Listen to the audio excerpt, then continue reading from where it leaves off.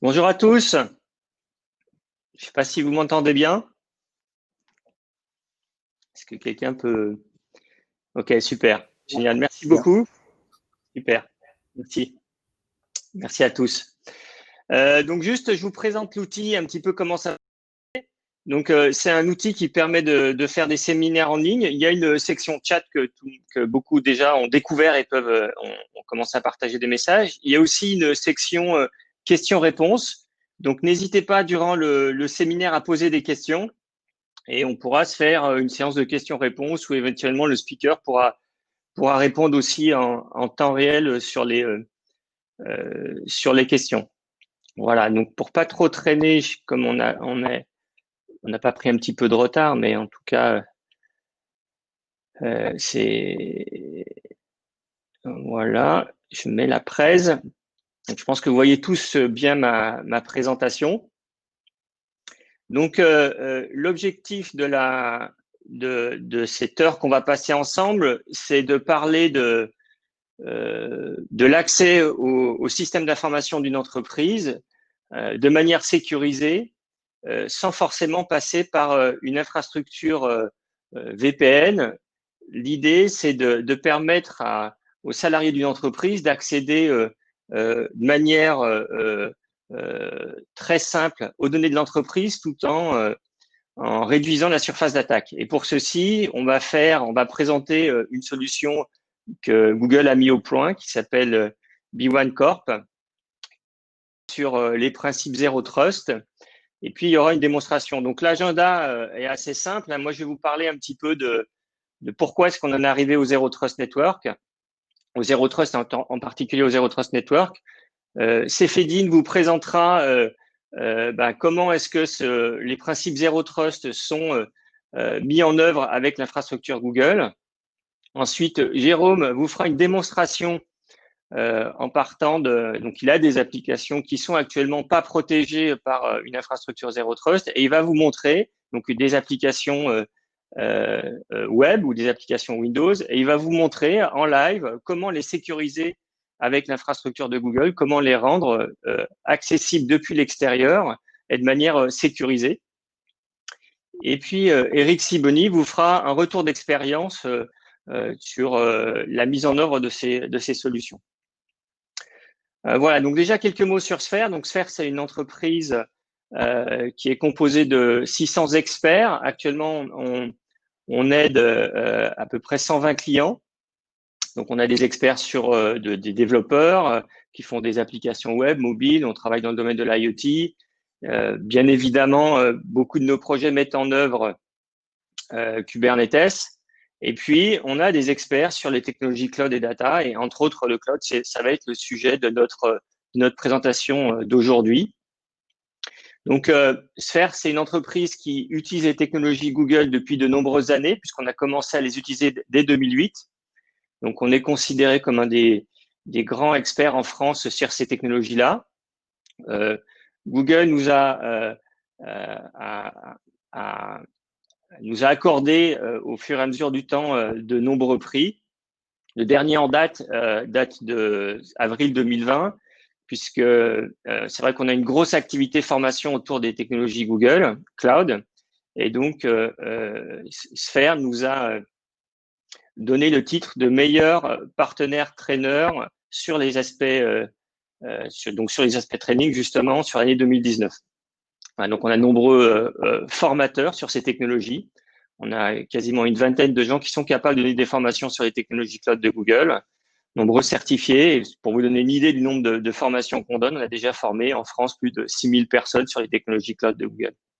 Voilà, donc on accompagne globalement beaucoup d'entreprises. On n'a pas d'entreprise type. On cherche pas on n'est pas focalisé sur une certaine typologie d'entreprise ou un certain métier. Donc, on accompagne aussi bien des pure players du web que des grands comptes ou des PME, PMI. Et puis, du point de vue des métiers, on est aussi multimétier. On va aussi bien accompagner des acteurs de l'industrie du luxe que des gens qui sont plus dans la grande distribution, des retailers, ou dans le domaine du média, de l'industrie. Vraiment, Sphere est à la fois multitaille d'entreprise et multisecteur. Ce qui fait notre valeur, c'est d'être capable de mettre en œuvre les technologies numériques. Et c'est pour ça que les clients font appel à nos 600 experts. Voilà, pour une présentation rapide de l'entreprise. Donc, moi, je me présente rapidement, Didier Girard, pardon, je suis le VP Engineering de Sphère et j'utilise les technologies cloud de Google depuis de nombreuses années et les réflexions que j'ai eues autour de la mise en place d'une infrastructure de type Zero Trust Network, elles ont démarré assez tôt puisque quand on a décidé de déployer le Wi-Fi chez Sphère, donc c'est il y a de nombreuses années maintenant, c'est il y a plus de 10 ans, le principe de base que j'ai énoncé, c'est que je considérais que le Wi-Fi était non sécurisé et que donc on devait permettre aux salariés de pouvoir accéder aux informations de l'entreprise en passant par le Wi-Fi, tout en considérant que ce Wi-Fi était non sécurisé. Non sécurisé, ça veut dire que pour moi, à partir du moment où on était on se connectait aux données de l'entreprise à partir du Wi-Fi, c'est comme si on s'y connectait à partir de l'Internet. Donc, ça nous a amené à réfléchir à comment sécuriser cet accès Wi-Fi, comment construire nos applications de manière justement à avoir un accès très libre aux informations, au sens de quelqu'un qui a le droit d'accéder à l'information peut y accéder, mais tout en ayant une surface d'attaque très petite au sens où on veut que nos données soient très protégées. Voilà, donc l'idée, c'est d'améliorer la connectivité aux données d'entreprise tout en réduisant la surface d'attaque. Donc pour ça, je vais démarrer par un petit scénario. Donc imaginez, là, il est 9 heures, vous êtes en train d'arriver au travail, il vous reste une dizaine de minutes, et puis vous recevez un appel. Quelqu'un vous dit, tiens, j'aimerais bien que tu m'envoies quelques données là assez rapidement. Donc, vous êtes sur votre téléphone. Sur votre téléphone, il n'y a pas de VPN. Ces données, elles sont accessibles depuis le réseau de l'entreprise. Donc, actuellement, vous n'y avez pas accès. Donc, votre réponse, elle est simple. Bah oui, avec plaisir. Je le fais dès que j'arrive au bureau, je m'installe, je prends mon petit café et puis derrière, je t'envoie les informations que tu veux. Donc, c'est pas une solution. C'est une réponse qui est plein d'empathie, hein, mais c'est pas forcément une réponse très satisfaisante du point de vue des attentes de l'utilisateur. Lui, il avait envie d'avoir les informations de l'interlocuteur. Il voulait avoir les informations tout de suite, en fait. Pourquoi est-ce qu'on en est arrivé là? Parce que le système d'information a été construit comme un château fort. Donc, c'est une métaphore qui est souvent utilisée. L'idée, c'est de dire, pour pouvoir accéder aux données de l'entreprise, il faut passer la muraille, mais au sens physique du terme. C'est-à-dire que une fois que vous êtes dans les locaux, vous avez accès aux données du système d'information parce qu'on a vérifié votre identité. Et on est certain que vous êtes quelqu'un de fiable, on peut vous faire confiance. Et donc, à partir de ce moment-là, vous avez un accès quasi non contrôlé au réseau de l'entreprise. Et puis, vous pouvez accéder assez facilement aux données de l'information. Donc, ça, c'est tel que le système d'information des entreprises a été construit de manière historique. Donc, en gros, on a des données. Ces données sont protégées par une muraille. Une fois qu'on passe la muraille, on a un accès assez libre. Donc, il y a des contrôles d'identité, des choses comme ça. Mais globalement, le réseau est considéré comme un espace non agressif. Et donc, du coup, vous pouvez circuler sur ce réseau en toute liberté. Ce qui se passait, c'est que de temps en temps, quelqu'un disait, moi, j'aimerais bien accéder aux données du système d'information, mais je suis pas forcément à l'intérieur. Donc, quand quelqu'un posait cette question-là, on lui disait, mais non, c'est pas possible.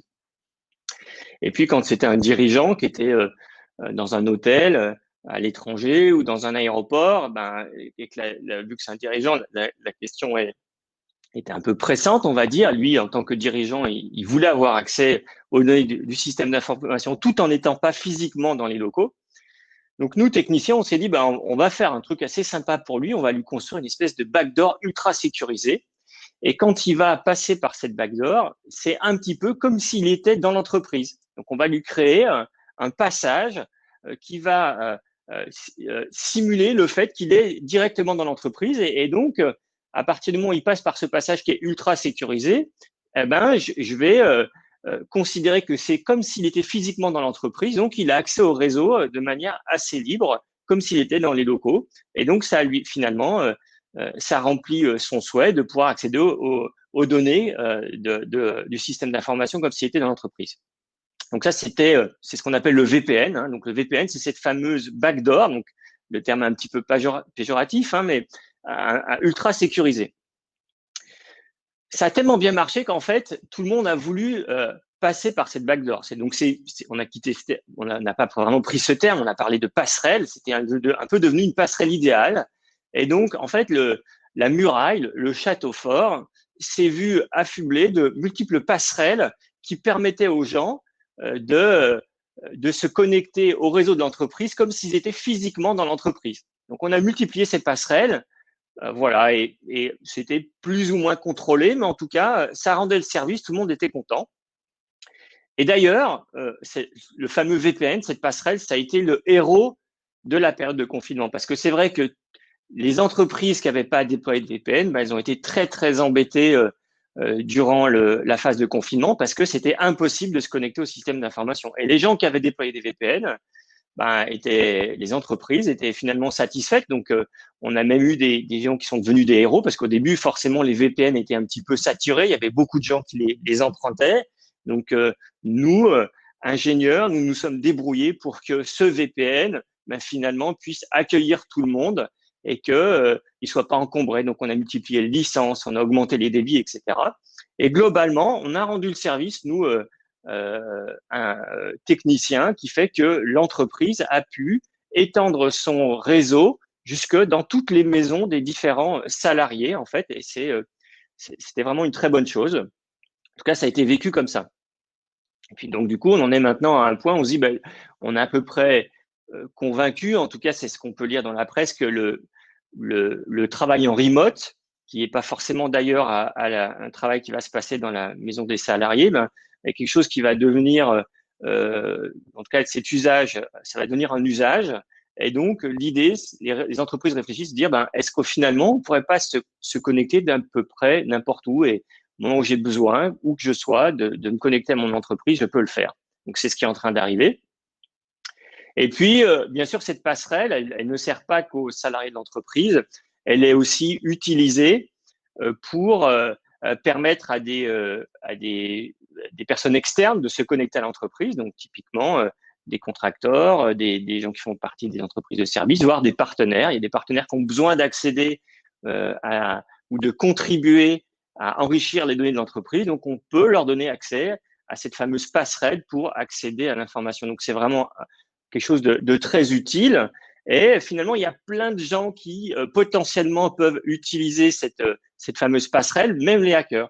Puisqu'en fait, on a considérablement augmenté la surface d'attaque et maintenant, chaque passerelle peut potentiellement devenir un point de passage d'un individu mal intentionné pour entrer dans l'entreprise. Donc, comment ça peut se faire? C'est très simple. Hein, les scénarios, on les connaît. Vous êtes à la maison tranquillement sur le canapé, vous êtes en train de travailler, il se passe quelque chose, vous quittez votre poste de travail, vous bloquez pas votre machine, il y a votre enfant qui arrive, qui est très fier de pouvoir utiliser la machine, votre machine, il commence à l'utiliser pour aller sur Internet et puis il clique à droite, à gauche et puis sans faire trop attention, il installe quelque chose sur votre machine. Cette machine, cette chose qu'il installe peut potentiellement être une backdoor qui va permettre cette machine qui est maintenant connectée par le VPN au réseau d'entreprise, ça ouvre une porte, c'est un exemple qui va permettre d'ouvrir une porte vers le réseau de l'entreprise pour des hackers. Donc voilà. Donc ça, c'est un petit peu ce qui s'est passé. Donc on en est là, en fait. Donc le VPN a été très largement déployé, il rend un service et les experts en sécurité s'attendent à un nombre croissant d'entreprises piratées, entre autres parce que la surface d'attaque a été considérablement accrue. Donc là, il y a deux solutions. Soit on dit à tout le monde, revenez dans les locaux maintenant et on coupe les VPN, ou soit on dit, on va essayer de trouver une nouvelle manière, une nouvelle approche. Donc cette nouvelle approche, elle existe. Elle part d'un principe, c'est on ne fait jamais confiance et on va toujours tout vérifier. Donc on va considérer que le matériel n'est pas sûr, que les utilisateurs ne sont pas sûrs, que les applicatifs ne sont pas sûrs et que le réseau n'est pas sûr. C'est ce qu'on appelle le zero trust. Et donc, il va falloir vérifier en permanence ce qui se passe de manière à contrôler. Donc, aujourd'hui, on va principalement se focaliser sur ce qu'on appelle le zero trust network, c'est-à-dire considérer que le réseau de l'entreprise est en fait équivalent à l'Internet. C'est-à-dire que se connecter sur le réseau de de l'entreprise quand on est dans les locaux, finalement, c'est aussi peu sûr que si on se connecte depuis l'Internet pour accéder aux informations d'entreprise. Et donc, même à l'intérieur, que ce qu'on soit à l'intérieur ou à l'extérieur, on doit être traité de la même manière et bien valider en permanence l'identité et sécuriser l'information de manière certaine. Voilà. Et l'objectif, donc ça, c'est le zéro trust. Et l'objectif, c'est d'arriver à ce scénario-là. C'est le même sujet. Vous arrivez, vous venez de finir votre journée. Vous allez boire un verre avec des amis. Vous recevez le même appel. Est-ce que tu peux m'envoyer un extract des données? Et là, vous utilisez votre téléphone qui, pour le coup, est lui connecté avec une approche zéro trust network. Il peut effectivement se connecter à des informations sensibles de l'entreprise, mais de manière complètement sécurisée. Et vous allez pouvoir répondre, ben, certainement, donne-moi 10 secondes et je le fais. Voilà, donc c'est l'idée. Je vais passer donc la main à Seth, Sefedine, qui va donc monter sur scène.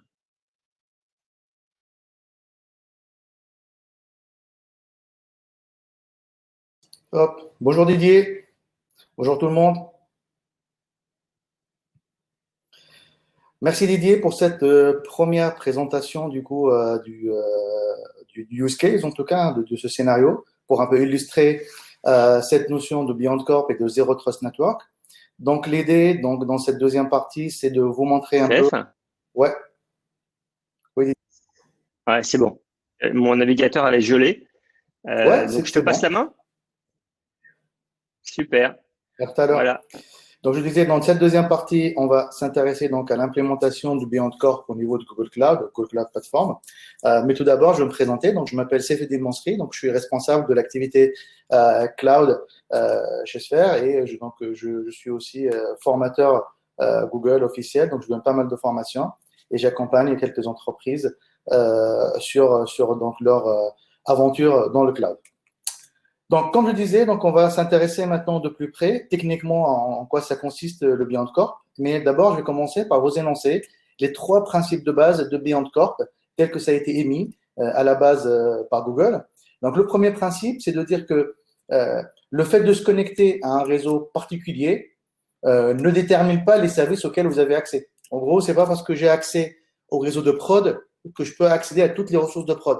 C'est pas parce que j'ai accès au réseau, on va dire, de recettes que j'ai accès à tous les services au niveau de ce réseau. Donc, c'est pas ça qui va déterminer donc votre accès à un service ou à un autre. Donc, ça, c'est le premier principe. Deuxième principe, du coup, l'accès à ces services-là est donné basé sur ce qu'on sait sur toi et sur l'appareil que tu utilises pour te connecter. En gros, c'est quoi ton profil, c'est quoi tes habilitations, est-ce que tu as le droit ou pas d'aller dans cette application, est-ce que ton téléphone, ton portable, ton laptop ou ta tablette sont sécurisés, sont reconnus, sont validés par l'entreprise ou pas. Donc ça, c'est des choses qu'on va essayer de vous montrer dans la suite. Et le dernier principe, du coup, qui résume un peu tout ça, c'est de dire que l'accès à tous les services doit être authentifié, autorisé et finalement chiffré. Donc ça, c'est les 3 principes qu'on va voir principalement dans la suite. Et donc là, si on regarde un peu de près, techniquement, en quoi ça consiste. Donc là, je vous ai un peu mis les 5 produits qui font partie de cette suite, ce qu'on appelle Context-Aware Access. Donc, c'est un accès basé sur un contexte qui correspond donc à l'implémentation dans GCP, dans Google Cloud, de Beyond Corp et de Zero Trust Network. Donc, ces produits-là, ça va être Cloud Identity, qui est donc c'est l'Identity as a Service, donc c'est l'annuaire en ligne. Vous allez avoir Identity Aware Proxy, comme son l'indique, donc c'est le proxy qui va être en facing aux utilisateurs. Vous allez avoir un ensemble d'Identity and Access Management Rules, Policies qui vont être appliqués. On va avoir le Context Manager qui est un moteur de règles. Et à la fin, on va avoir aussi donc, la partie Endpoint Verification pour vérifier l'état de santé de vos devices. Donc, je vous ai mis dès le départ donc, la partie Cloud Identity, donc Cloud Identity Aware Proxy. Donc là, c'est un peu la vue macro de ce qu'on peut faire au niveau d'IAP. Donc, en gros, le use case, un utilisateur qui veut se connecter à une application qui est soit sur App Engine, donc la solution PaaS de Google, ou qui est donc exposé derrière un load balancer HTTP, HTTPS. Donc, derrière, ça peut être du cube, ça peut être de l'AVM. Mais en tout cas, vous allez vous connecter à des ressources HTTP, HTTPS. Donc, ça, c'était un peu le use case de départ avec lequel IAP a démarré. Donc, moi, utilisateur, je vais me connecter. Donc, mon call, ma requête va être interceptée par Identity Aware Proxy, qui est mon proxy, en gros, qui va intercepter toutes ces requêtes. Il va aller checker vis-à-vis donc d'un annuaire central d'identité. Est-ce que je suis authentifié? D'accord? Après, il va passer donc par la partie IAM pour vérifier si je suis autorisé ou pas. Et finalement, vérifier si le contexte de ma requête correspond bien aux propriétés et aux règles que j'avais mis en place quand j'ai défini mon IAP. Donc là, ce que je vais essayer de faire, c'est un peu détailler chacune des briques par la suite, donc la partie identité, la partie contexte et la partie IAP. Donc, je vais commencer par la Cloud Identity, qui est, comme je disais, c'est l'Identity as a Service de Google. En gros, c'est moi toujours, je le caractérise par la brique identité dans G Suite. Donc, G Suite, c'est la suite bureautique, c'est Gmail, Drive, Agenda, ainsi de suite. Donc là, Identity, c'est vraiment la partie, je gère mes utilisateurs. D'accord? Donc, je gère mes groupes, je vais les définir, je vais leur donner des noms. Je vais les synchroniser.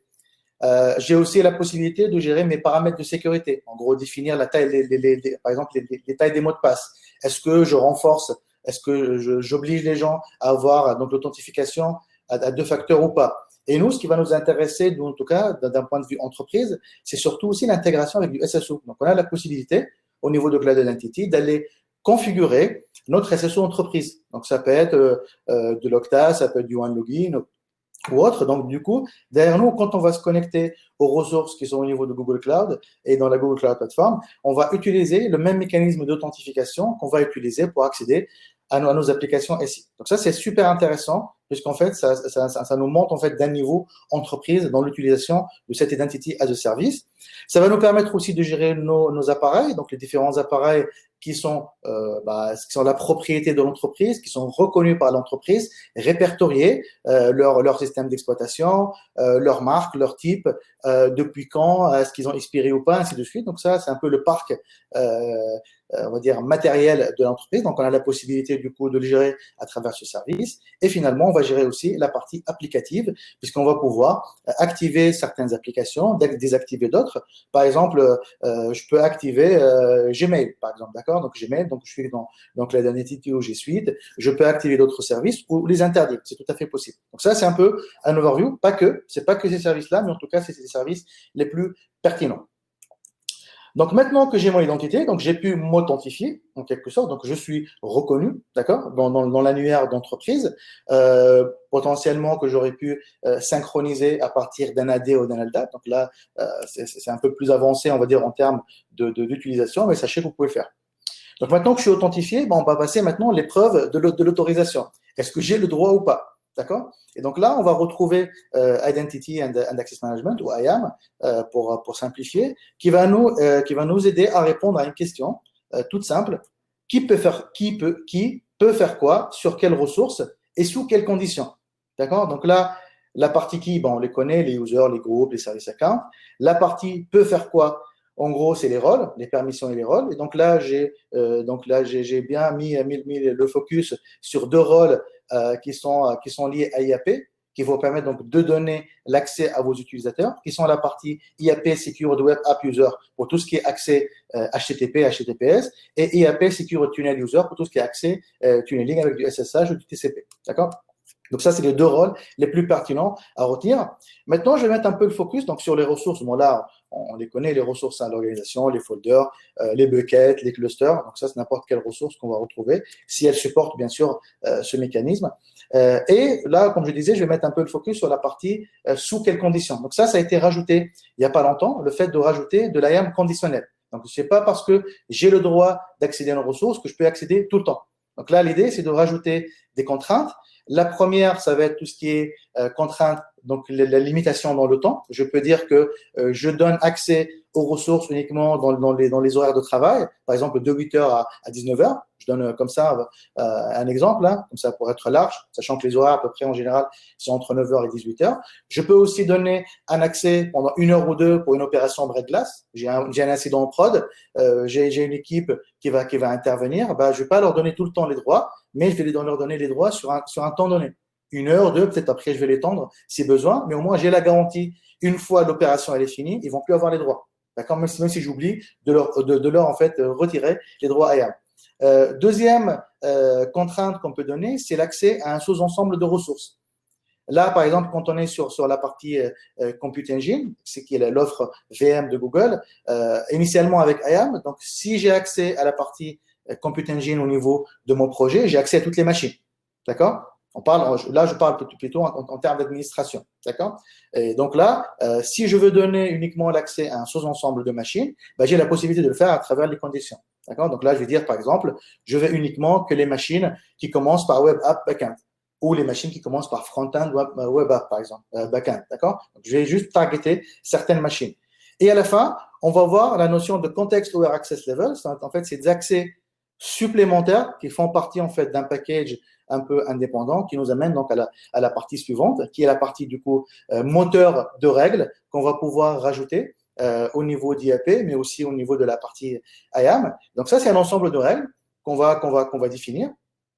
Grosso modo, il y a deux familles de règles. Donc, il y a les règles de base, d'accord? Donc, il y a les niveaux d'accès de base qui sont déjà prédéfinis par Google, qu'on peut utiliser. Par exemple, dire que moi, je veux limiter l'accès uniquement au réseau d'entreprise ou, par exemple, à l'adresse IP de ma machine. Donc là, je peux définir une plage d'adresse IP qui, elle, uniquement aura accès. Même si elle a le droit Security Web App User, par exemple, elle ne pourra pas accéder donc à l'application si en fait elle a la bonne adresse IP qui appartient au bon range. Deuxième contrainte, deuxième niveau, c'est la partie région. Je peux dire que seuls les utilisateurs qui viennent par exemple de France peuvent accéder à mon application. Troisième point, donc c'est la partie device policy, donc tout ce qui est donc politique de sécurité des appareils. Donc là, vous voyez en fait un peu l'enchaînement. Donc mes devices, je vais un peu les reconnaître au niveau de mon cloud identity. D'accord?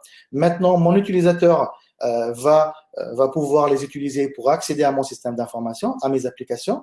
Donc là, je vais pouvoir définir quelques règles et des règles prédéfinies, mais à condition que Endpoint Verification soit installé. Vous vous rappelez, je l'ai cité un peu à la fin. Donc ça, c'est l'extension qu'on va voir juste tout de suite. Donc, qui permet donc de récupérer ces informations. Donc, en gros, vérifier que le screen lock est activé, que le stockage est chiffré, que donc en fait l'appareil, le PC ou le téléphone est reconnu par l'entreprise, donc il appartient à l'entreprise.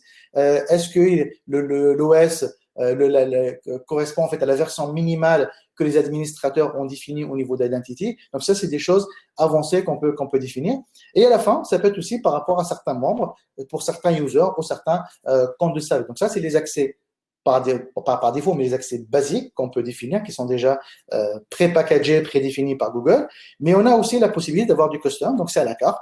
Je peux écrire mes propres règles en utilisant donc le Common Expression Language. Donc c'est un langage open source qui a été créé par Google. Hein, je vous invite à regarder. Donc il y a un GitHub, il y a aussi donc des papiers qui sont publiés par rapport à ça. En tout cas, sachez que ce langage-là, donc c'est un pseudo-langage qui vous permet donc de définir certaines règles et potentiellement reprendre certaines propriétés.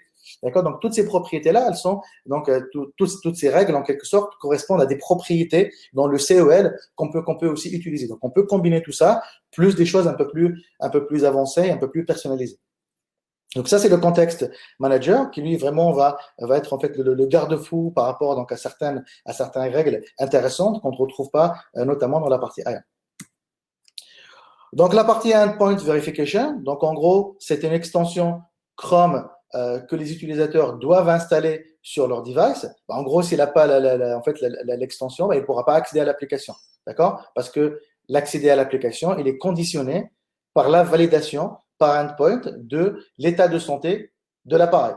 En gros, les administrateurs peuvent garder du coup un œil sur tous les appareils qui sont dans le parc matériel et qui vont garder aussi un œil sur tous les utilisateurs qui vont se connecter et pouvoir checker donc l'état de santé. D'accord? Donc ça, c'est quelque chose qui peut être intéressant à mettre en place. Comme ça, en fait, parce qu'en général, nous, en fait, on ne maîtrise pas les appareils. Moi, en tant qu'administrateur, je ne maîtrise pas en fait l'état de santé des machines. On part du principe que le navigateur peut-être potentiellement, il n'a pas été mis à jour. On part du principe que le screen lock n'a pas été activé, donc ainsi de suite. Donc là, l'idée, c'est d'avoir un agent en quelque sorte, qu'on va installer au niveau des devices et qui va nous permettre donc de récupérer de l'information, qui va nous permettre donc de valider la partie Access Context Manager. Donc, pour résumer, BeyondCorp pour Zero Trust Network dans Google Cloud. Donc, si on part de la gauche, donc là, j'ai un utilisateur, d'accord, qui a été répertorié dans Cloud Identity, qui va se connecter au SSO d'entreprise. J'ai un ensemble d'appareils qui sont vérifiés, supervisés par Endpoint Verification, d'accord, suivant certaines règles, qui vont essayer de se connecter, du coup, à mes applications, mes VM, mes ressources, les API, bah, tout, qui ont un contexte d'exécution, une adresse IP, une localisation, le temps, vraiment l'instant T dans lequel ils se sont connectés, donc qui vont passer par la role engine, qui va checker l'access context management, du coup les access levels qu'on a vu tout à l'heure précédemment. Donc là, ça va checker, dire oui, je passe ou pas. Après, on va avoir en fait un renforcement au niveau de pas mal de produits au niveau de la GCP. Donc, nous, on a cité IAP, Cloud IAM, mais il ne faut pas oublier qu'il y a d'autres produits qui permettent aussi de renforcer la partie sécurité, typiquement les VPC Service Control, qui permettent d'établir un périmètre de sécurité par rapport à vos API pour éviter l'exfiltration des données. Et une fois que tout ça est validé, ben là, à ce moment-là, vous pouvez donc accéder à vos applications. Et si à un moment donné, à un instant ou à un autre, il y a une règle qui n'est pas valide, ben à ce moment-là, l'accès vous sera interdit.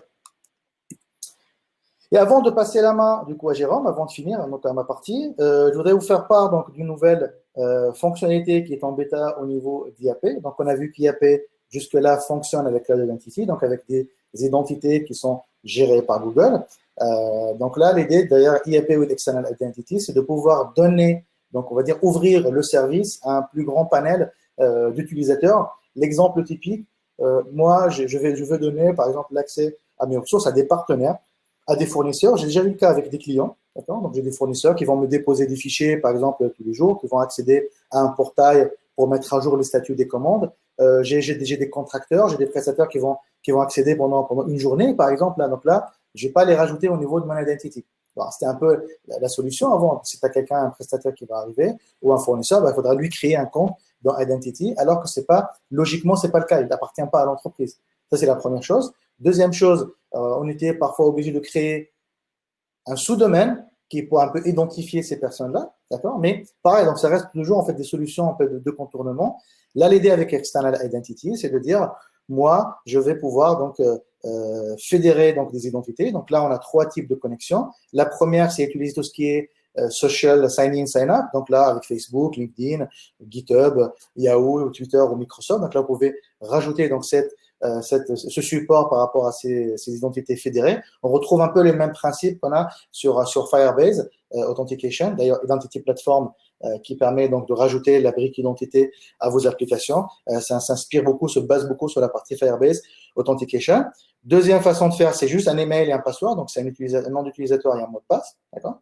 Et à la fin, je peux aussi avoir du B2B, donc Enterprise Grade, donc Authentication, à travers tout ce qui est OpenID Connect et tout ce qui est donc SAML, donc V2, ainsi de suite. Ok. Donc ça, c'est un peu un avant-goût par rapport à ce qui se passe aujourd'hui, en tout cas sur cette partie-là. Moi, je vous avoue, IAP, c'est parmi mes produits préférés et c'est un produit que j'utilise sans modération.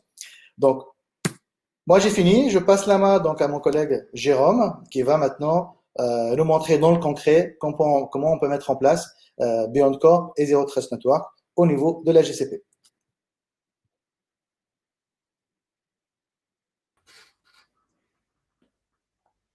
Merci Céphedine. Je t'en prie, je te laisse la main. Je te prends la main, merci.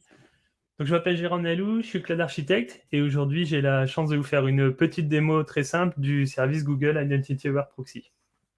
Donc, avant de présenter cette démo, on va définir un contexte. On va travailler dans une entreprise donc, dans laquelle on va retrouver Alice, qui est contrôleur financier et qui a besoin d'accéder aux applications de son domaine de manière fiable et sécurisée. On va également retrouver Bob, qui sera un partenaire qui, lui, est en charge d'intégrer une nouvelle application web. Et donc, Bob n'a pas besoin d'avoir accès aux autres applications. Et enfin, un administrateur que je représenterai, qui va être en charge de gérer les serveurs et l'infrastructure sous-jacente pour héberger ces différentes applications à travers plusieurs plateformes. Donc, dans le premier scénario, on va retrouver Alice qui souhaite se connecter aux applications de manière sécurisée via son smartphone ou son laptop. Et pour cela, nous allons utiliser une application web. Donc, l'application web, je vais l'héberger sur Google App Engine et je vais la sécuriser à l'aide du service IAP. Dans un deuxième scénario, on va retrouver Bob. Bob qui est en train d'intégrer une application web qui est de type serveur. Donc, on va retrouver une machine virtuelle GCE sur laquelle Bob va devoir être amené à se connecter également en HTTPS depuis son navigateur pour effectuer des éléments de configuration. Et enfin, dans un troisième scénario, donc l'administrateur, lui, doit être en charge d'opérer l'ensemble des machines. Donc, il va être amené à se connecter en SSH, en RDP, sur des machines qui seraient sur GCP, mais elles peuvent être aussi on-premise ou sur d'autres cloud providers. Et dans cet exemple, on utilisera donc un serveur Windows qui sera hébergé sur AWS. On va donc retrouver l'architecture suivante avec nos deux applications Web App sur GAE et Web Linux sur GCE. On va retrouver une machine Nginx qui va nous servir de passerelle pour pouvoir accéder à l'ensemble des applications, qu'elles soient on-prem ou sur d'autres cloud providers. Et en l'occurrence, dans cette démo, on utilisera AWS. Pour interconnecter mes différents éléments entre GCP, on-premise et AWS, j'ai fait le choix d'utiliser des VPN, mais gardez bien en tête que pour optimiser la latence et les performances, en entreprise, on utilisera bien entendu des connexions de type interconnect. On va donc passer à la démo.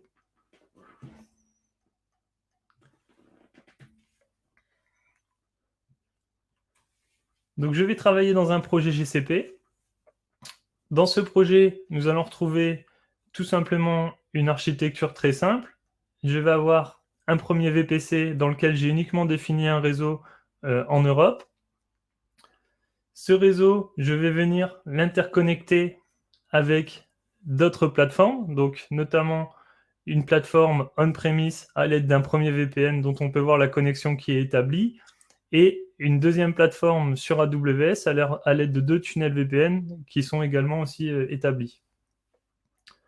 Côté applicatif, je vais retrouver donc mes machines virtuelles. Donc, la première machine virtuelle Web RRG4 qui sera le serveur utilisé pour héberger l'application de Bob. Et une deuxième machine, donc Proxy 01, qui sera une machine que je vais me servir pour rebondir, pour accéder aux différents éléments à l'intérieur de mon écosystème. Et enfin, une dernière application sur App Engine. Donc l'application utilisée par Alice au quotidien.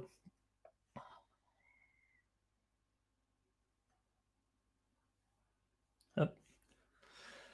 Donc maintenant, on va s'intéresser à sécuriser l'accès à toutes ces applications. Donc pour ce faire, comme l'a dit Céphedine, je vais aller chercher la fonctionnalité Identity Aware Proxy, donc dans le menu IAM et Admin, puis dans le sous-menu Identity Aware Proxy.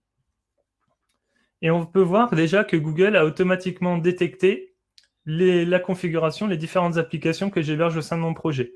Donc on va retrouver une première application ici, donc qui est un backend service de type JCE ou JKE, donc la web application que Bob est en train de déployer et de configurer. Celle-ci est déjà protégée par IAP puisqu'on peut voir que l'interrupteur ici il est positionné sur activé. Et une deuxième application, donc qui est mon application App Engine utilisée par Alice, qui, elle, pour l'instant, n'est pas sécurisée. Donc, pour vous le montrer, je vais systématiquement utiliser des navigations privées pour qu'on voit bien la différence entre les différents comptes que je vais être amené à utiliser durant cette démo. Donc ici, on voit bien que je ne suis pas connecté et que l'application est bien sur GE. Je vais activer IAP pour protéger celle-ci. Donc je vais tout simplement switcher l'interrupteur, valider, donner mon consentement que je veux bien protéger l'application. Et d'ici quelques secondes, lorsque je réeffectuerai la même manipulation, hop, ma requête sera donc capturée par Google. par le service IAP et automatiquement redirigé sur une mire d'authentification. Donc là, l'idée, c'est que je vais me connecter avec le compte d'Alice. Et là, on peut voir qu'Alice n'a pas l'accès. Alors, pourquoi Alice n'a pas l'accès? Puisque, comme l'a dit Céphedine tout à l'heure, j'ai bien protégé mon application, mais je n'ai pas donné les droits à Alice de pouvoir y aller.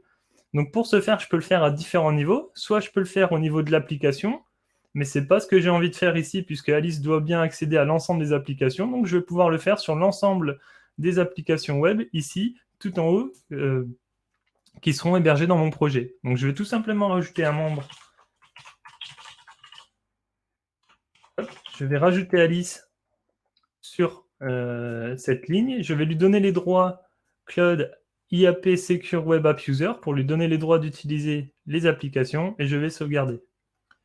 En parallèle de ça, j'avais déjà préconfiguré mon application ici, GCE, avec les droits pour que Bob puisse y accéder.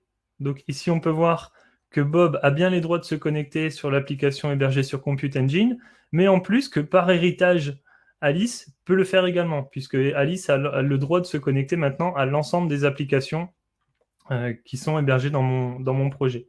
Donc si j'essaie maintenant de me connecter à mon application, je vais le faire avec le compte de Bob, donc pour bien valider que Bob, lui, il n'a pas les droits sur mon application App Engine.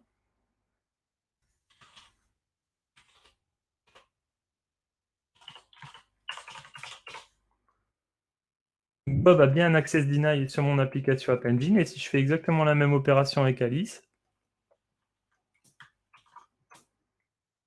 il y a un léger temps de synchronisation où je mets les droits. Hop, donc c'est pas encore passé, donc je reviendrai juste après sur cet élément-là. En parallèle, on peut aller tester l'application sur GCE.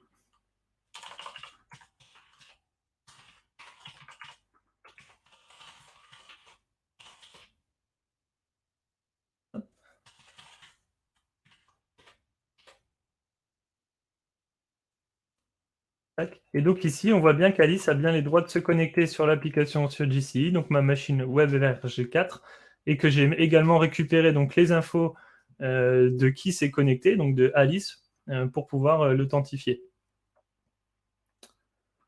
J'aurais pu faire la même chose avec Bob et vous montrer que Bob a bien les droits. Et là maintenant, donc on a vu le scénario 1, Alice a accès à l'ensemble des applications. Le scénario 2, Bob a accès uniquement à l'application hébergée sur GCE, donc qui va lui permettre de faire sa configuration. Et là maintenant, on va s'intéresser aux ressources de type SSH et TCP.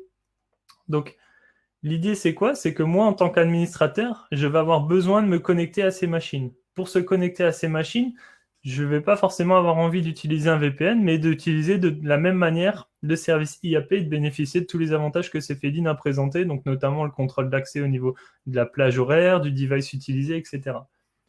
Donc, pour ce faire, je vais essayer déjà de me connecter sur ma machine Bastion, donc mon proxy 01. Donc, je vais retourner dans Compute Engine.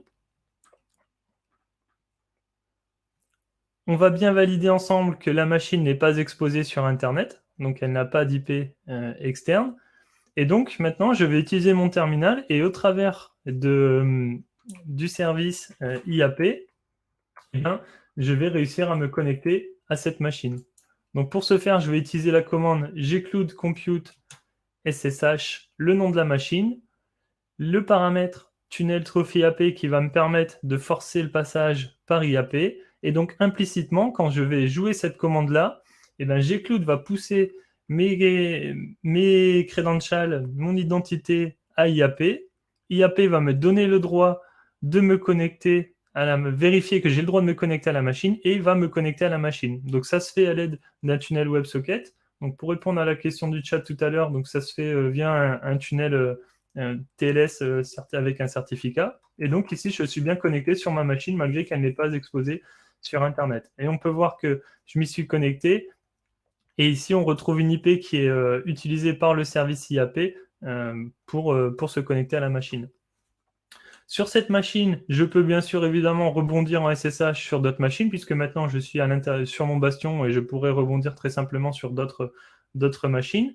Mais dans ce scénario, je vais vous montrer qu'il est également possible de créer un petit proxy, un petit load balancer très simple avec une solution type Nginx. Par exemple, ici, je vais écouter tout ce qui arrive sur mon port 3389 et je vais le renvoyer vers mon serveur Windows qui est hébergé sur AWS sur son port 3389. Donc, si je reviens sur mon terminal, donc je vais pouvoir utiliser cette fois-ci une autre commande qui va me permettre de créer un tunnel via IAP. Oh, pardon. Donc cette fois-ci, je ne veux plus faire une connexion web, mais je veux faire une connexion TCP. Donc je vais utiliser la commande gcloud compute start IAP tunnel. Je vais dire sur quelle machine je veux établir, avec qui je vais établir ce tunnel. Je vais partir de mon port local 3390 et je vais aller attaquer le port 3389 de cette machine. Et comme j'ai configuré sur cette machine un load balancer qui va rediriger le trafic sur ma machine sur AWS, lorsque je vais établir une connexion sur mon port 3390, ici, hop, je vais lancer la connexion. Hop. Donc là, j'essaie de me connecter sur ma machine Windows. On me demande le mot de passe. Hop. Ici, on voit que je suis bien connecté donc sur la machine Windows qui est hébergée sur AWS et que celle-ci, tac, si je vais dans ma console AWS,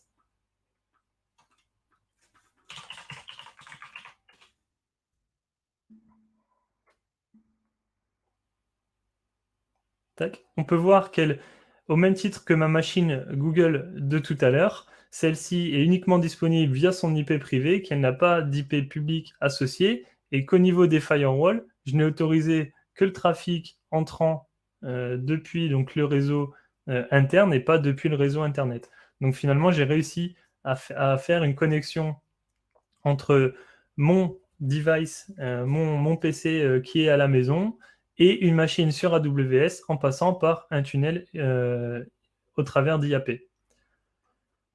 Il est également possible, donc si jamais vous ne voulez utiliser plutôt des tunnels SSH, j'aurais pu effectuer exactement la même configuration en utilisant la commande gcloud compute SSH, le nom de la machine, je veux toujours passer par un tunnel IAP, et je vais rajouter ici que je souhaite faire un tunnel, cette fois-ci du coup, qui va me permettre de configurer moi-même la machine et ne plus passer par un load balancer. Donc je vais tout simplement faire un tunnel SSH de la même manière, sans avoir besoin de passer par ce composant Nginx. Donc là, la connexion est établie, le tunnel est établi. Donc maintenant, si j'attaque le port 3391 de mon laptop, je veux au même titre arriver sur la machine Windows qui est hébergée sur AWS.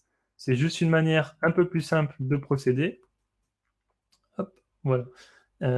Sans passer par ce serveur intermédiaire. Vous avez également la possibilité d'exposer des applications web au travers d'une solution proposée par Google qui s'appelle l'IAP Connector. Donc l'IAP Connector, il y a un repo GitHub associé à ce composant. Et donc, en fait, on vous dit tout simplement que c'est un proxy basé sur de l'ambassadeur derrière qui va vous mettre à disposition les applications on-premise ou sur .cloud au travers de ce proxy-là.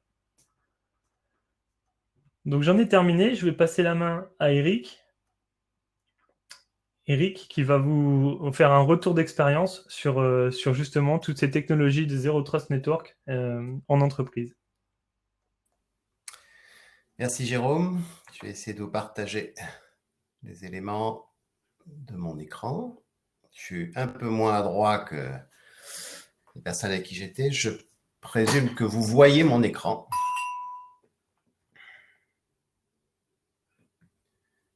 Ok.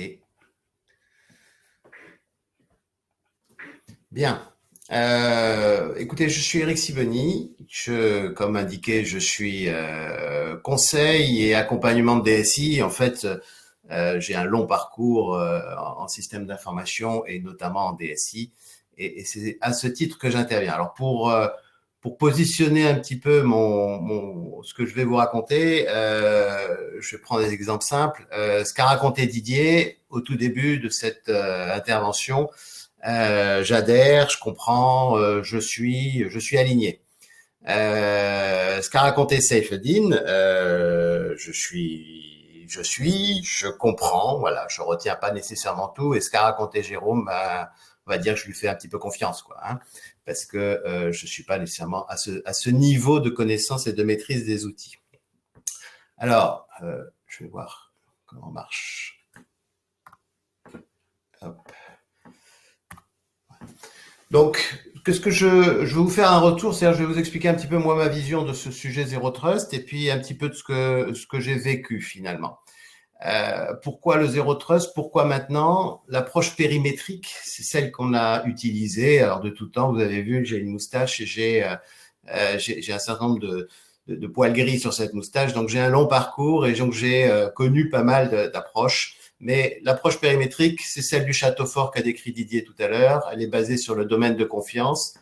Elle a longtemps été utilisée, elle a longtemps marché. Elle est plus adaptée. Alors, revenons rapidement dessus. Le domaine de confiance, ça a été créé à une époque finalement où les usages étaient très homogènes dans le système d'information à l'intérieur de l'entreprise. Et ça permettait finalement une approche unique pour tous les utilisateurs au sein du domaine. Les contrôles se font à l'entrée, comme l'a expliqué Didier, et il n'y a que ce qui est dedans, finalement, ce qui est dans le château fort, comme le dit Didier, ou dans le domaine de confiance, qui est digne de confiance. Alors, à l'origine, ce domaine de confiance, ou en tout cas les accès, ou le système d'information, de manière plus générale, était physiquement défini. C'était l'origine du concept. Les utilisateurs, les usages étaient limités, c'est-à-dire la surface était finalement relativement faible, les équipements étaient concentrés dans une localisation ou éventuellement quelques-unes, uniques. L'accès physique au bâtiment et à l'écran assurait la sécurité du SI, c'était le monde du mainframe. Et de là, progressivement, le SI s'est diversifié et puis, un peu comme l'univers, il s'est dilaté avec le temps. Et donc, il a fallu adapter le concept et ça a marché pendant longtemps. Le domaine de confiance et cette approche périmétrique s'est adapté avec un déploiement des usages, de plus en plus d'applications, d'outils, le SI finalement couvre beaucoup plus de choses dans l'entreprise et beaucoup plus d'utilisateurs, bien entendu, y accèdent. Il y a eu l'avènement des réseaux d'entreprise, donc finalement, on avait une localisation au début, souvent un ordinateur dans une salle machine, et il suffisait de fermer la salle et c'était bon puisque les écrans étaient dedans, et puis petit à petit, on a vu arriver les départementaux, le client-serveur, et finalement des réseaux d'entreprise, bon, dans un premier temps fermés, c'est-à-dire que c'était juste une extension physique finalement. Il y a eu ensuite la multiplication des points d'accès. Il fallait y accéder, comme l'a dit Didier, de différents endroits. Donc, on a créé le VPN, notamment. On a imaginé le VPN. La distribution des équipements, j'en ai parlé. Et puis, on a créé aussi un concept qui, au début, était un peu surprenant, finalement, ces fameuses zones démilitarisées, les DMZ, qui font tampon avec l'extérieur. Et, hop, je vais passer à la suivante. Actuellement, le contexte, c'est quoi? Le contexte actuel, c'est que le système d'information, finalement, est décentralisé ou distribué. Donc, en termes de géographie, on le retrouve à beaucoup d'endroits. Il est hybride. Il met en œuvre des technologies extrêmement variées. Évidemment, ce à quoi on pense tout de suite dès que je parle de hybride, c'est du cloud, du on-prem, etc. Il est ouvert. Il est ouvert. Excuse-moi, j'ai l'impression que ça se ça, non, c'est bon. Il est ouvert. Il y a des API, mais aussi de par son design. L'exposition va croissant. Il y a des capteurs. Donc, il y a des équipements un peu partout qu'on ne peut pas nécessairement maîtriser, en tout cas à l'endroit où ils sont. Ils sont très largement distribués, qui nous envoient de l'information. Donc, d'une manière ou d'une autre, ils discutent avec le système d'information. Puis, il y a aussi, bien entendu, ces utilisateurs mobiles. Et puis, de fait, les attaques sont de plus en plus fréquentes, diverses et sophistiquées. Et si je dois parler de mon expérience DSI, c'est clairement, ça fait partie des choses qui nous laissent le moins en moins dormir. Voilà, les nuits sont de plus en plus agitées ou on n'est pas très tranquille. Alors, avec ces domaines de confiance et cette finalement extension du système d'information et l'adaptation de cette approche périmétrique, qu'est-ce que j'ai vécu pour ma part? Alors, je n'ai pas mis tout parce que j'aurais probablement trouver beaucoup plus de choses, mais je vous ai mis quelques éléments. Là, premier exemple, on a créé des barrières internes, c'est-à-dire que dans des grandes entreprises notamment, ou des entreprises avec des filiales, on a vu se multiplier finalement dans le système d'information les domaines de confiance. Donc, il y a des forêts Active Directory en pagaille qui commencent à émerger à différents endroits, la filiale brésilienne, la filiale ci, la filiale ça, etc. On voit même, j'ai vécu dans une entreprise où on avait des firewalls internes. C'est-à-dire qu'à l'intérieur du système de l'entreprise, finalement, il y avait des firewalls pour pouvoir monitorer le passage entre un domaine et un autre. Tout ça, finalement, ça a créé des silos, ça a complexifié les échanges et ça a généré une perte d'agilité du système d'information. Deuxième mécanisme aussi, ou deuxième approche, pour se protéger, toujours dans cette logique à s'adapter finalement à un monde qui évolue, on a dit, ok, très bien, on va limiter l'exposition à la menace extérieure. Okay, les DLZ, bien entendu, mais les reverse proxy, une politique et surtout une politique restrictive d'utilisation du web, c'est-à-dire qu'on va brider les utilisateurs et l'entreprise de fait, ce qui a généré, on va dire, une perte de compétitivité ou une incapacité à suivre l'évolution et une perte d'attractivité, puisque lorsqu'on se met à interdire l'accès à des services qui aujourd'hui sont considérés par les collaborateurs comme absolument indispensables au travail, et donc les YouTube et autres, je parle de YouTube, on pourrait en citer probablement de plus modernes aujourd'hui, tout ça, ça ne pousse pas les gens à nous rejoindre ou à rester longtemps. On a constaté aussi, bien entendu, une complexification de la gouvernance, puisqu'il y avait multiplicité des politiques, il y avait des silos, on a essayé de mettre de la gouvernance dans tout ça, et on a tenté de gouverner de manière globale les accès. Et ces tentatives de mise en place de gouvernance se sont heurtées à une vraie diversité des systèmes, des solutions et des politiques de sécurité, donc ça n'a pas été simple. Ça, c'est les dérives qu'on a vécues. Alors, le Zero Trust, ma vision des choses, c'est que ça part d'un constat, d'une conviction. Alors, de ce que j'ai pu lire et voir et comprendre, à la limite, je ne suis pas là pour faire de l'histoire et ça nous intéresse relativement peu, mais il semblerait que ce soit apparu à peu près en 2010. Forrester a joué un rôle important, en tout cas au départ. Donc, ça part d'un constat, d'une conviction. La confiance est fondamentalement une vulnérabilité. Donc, elle introduit un risque. De cela découle une philosophie. On en a déjà parlé, ne faire confiance à personne, à aucun appareil, et n'attribuer les droits que les droits nécessaires, et non pas, une fois que vous êtes rentré dans le château fort, vous pouvez faire tout ce que vous voulez. Non, on n'attribue que les droits nécessaires en fonction de la personne, de ce qu'elle doit réaliser et du moment où elle souhaite le réaliser. Il en découle une approche. On vérifie donc systématiquement en utilisant le maximum, je dirais, de solutions pour pouvoir faire cette vérification de manière efficace. On tient compte du contexte, on tient compte de la localisation. Chaque utilisateur et chaque appareil est donc vérifié avant de lui attribuer un accès qui est adapté, qui est borné et qui est dynamique.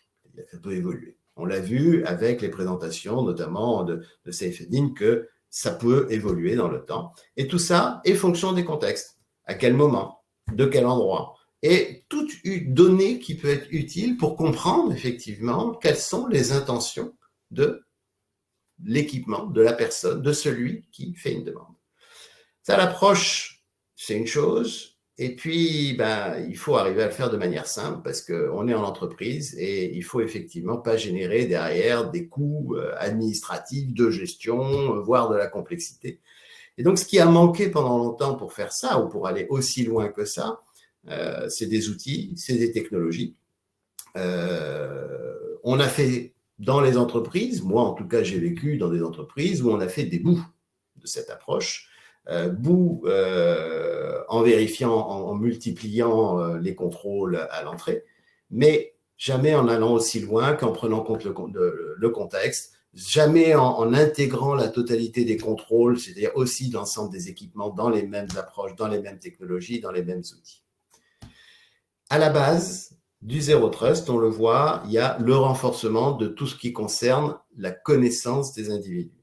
Qui accède et qui a le droit d'accéder? Et finalement, qui sont les utilisateurs? Ça, c'est des choses qu'on fait déjà dans les entreprises depuis un certain temps. Il n'y avait pas de Zero Trust à l'époque encore. On parle déjà d'IAM depuis longtemps. Faut pas se leurrer, avant la partie technologique, il y a cette partie-là. Il y a un vrai challenge dans la mise en place des projets d'IAM qui est lié à la diversité des processus selon les populations. Il y a des internes. Bon, en général, on essaye d'impliquer les directions ressources humaines. Il y a des sous-traitants. On voit bien que c'est plus les RH. Il y a des clients, il y a des partenaires. Voilà. Et tout ça, ça veut dire des processus pour identifier qui entre, qui sort de l'entreprise, qui a droit à un moment et qui n'a plus le droit, et donc identifier les propriétaires de ces différents processus. Encore une fois, je l'ai dit, pour les internes, on s'appuie en général sur les RH. Encore faut-il qu'ils comprennent leur rôle et qu'ils acceptent effectivement de jouer ce jeu-là. Donc, il y a tout un travail amont qui n'est pas du tout technologique, qui est assez classique, qu'on a déjà mené dans les entreprises à de nombreuses reprises, en tout cas que moi, j'ai vécu dans plusieurs entreprises à de nombreuses reprises. Mais si on veut aller au-delà, il faut effectivement que la technologie nous aide. Et puis, il ne faudra pas oublier l'expérience utilisateur, parce que l'objectif, c'est de faire tous ces contrôles, mais de manière la plus transparente possible, en gênant le moins possible l'utilisateur. Il faut gérer, certes, l'utilisateur, mais on l'a vu, aussi le matériel, le contexte, et tout ce qui va effectivement nous permettre de vérifier que cet accès qui est demandé est légitime et qu'on ne donne que les droits nécessaires. Et puis, il faut systématiser l'approche. Techniquement, ça veut dire beaucoup de choses, puisqu'il faut adapter. Il y a des applis qui existent et qui contrôlent les choses de manière différente. Il va falloir faire évoluer tout ça. Et il faut aussi changer la culture et la sensibilité. Donc, ne pas oublier qu'avant le changement culturel, on a longtemps manqué de solutions technologiques. Et ce que je retiens, moi, pour ma part, parce que j'ai aussi appris des choses en écoutant mes collègues sur la scène, c'est que finalement, les solutions arrivent. On a vu celle de Google. Elles ont manqué longtemps pour rendre tout cela réalisable, même lorsqu'on voulait aller dans ce sens. Voilà, j'en ai fini. Ça vous fait effectivement un retour. J'espère que ça vous aura été utile. Didier. Donc voilà. Non, voilà, merci beaucoup Eric pour ton intervention, vraiment intéressante. Ce que je vous propose là, donc on a à peine dépassé on a fait vraiment 1 heure de call, mais enfin 1 heure de webinaire, mais comme on avait démarré un petit peu en retard, on va pas trop traîner pour essayer de respecter l'agenda. Donc là, on va clore le séminaire. Il y a une question, est-ce qu'il y aura un replay? Donc on a enregistré la vidéo. Donc, je pense que l'équipe marketing de Sphère va la mettre à disposition sur YouTube, je pense. Et puis maintenant, avec donc les autres speakers, on va passer dans la salle. On va se mettre à la table speaker en bas à droite de l'écran. Et si vous avez des questions, vous pourrez venir nous les poser directement. Malheureusement, Jérôme qui a fait la démo n'est pas là parce qu'il a enchaîné sur un training justement sur GCP.